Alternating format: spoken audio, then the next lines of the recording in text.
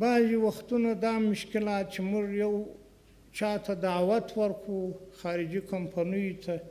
چې تاسې راسئ زموږ په ملک کې الحمدلله اوس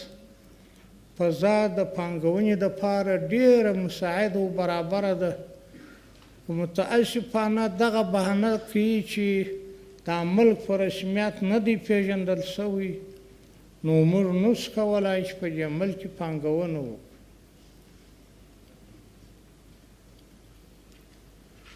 نو زه هم دغه مشکل خو باید دا ملګري دغه درک کړي چې آیا دغه امارت چې دې ملک ته دغه نظام راغلی دی هغه شرایط چې د یو مملکت د رسمیت دپاره د پېژندلو شرط یا موجود دي هغه د امارت نه دي پوره کړي